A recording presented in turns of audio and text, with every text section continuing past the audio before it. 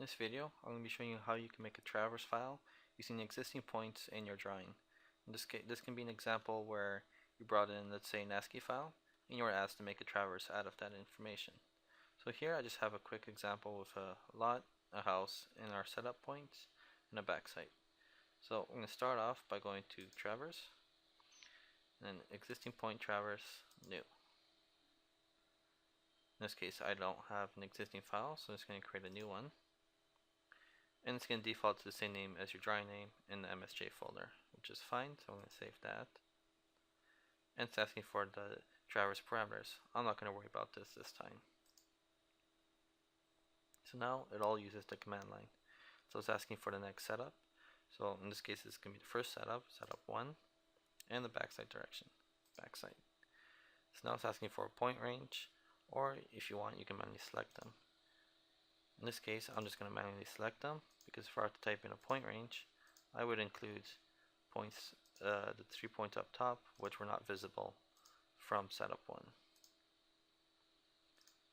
So now I have all my points there. I'm going to press N for next setup, enter. And now I'm going to select setup 2. In this case, it's defaulting to 0.6 because that was the last side shot taken from setup 1. But we set up on setup 2, so I'm just going to manually select it. And the backside direction is going to default to the last setup. In this case, this backside was still fine, so I'm just going to select it. And again, point range or manually select them. In this case, I'm just going to manually select them. So now that I have all my points selected, I'm going to press escape to finish. And it's going to bring up the traverse editor. I'm just going to move this to the right here. So notice here the drop parameters, they're all blank because I skipped that part. Setup 1 with all our side shots in the same order that I selected them, and then setup 2 with all the same, with the corresponding side shots.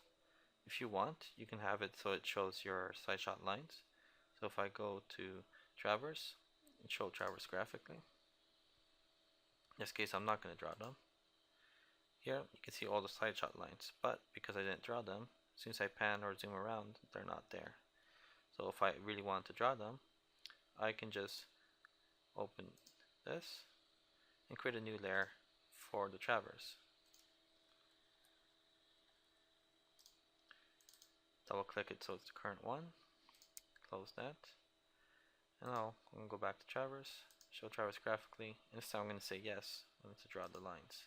It's also asking if you want to draw the side shots along with the main traverse line. Here the main traverse line was just from setup 1 to setup 2, so that doesn't tell us much. So I'm going to say yes.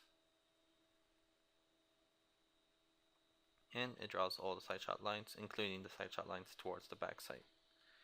And that's how you can create a traverse file using existing points in Microsurvey CAD.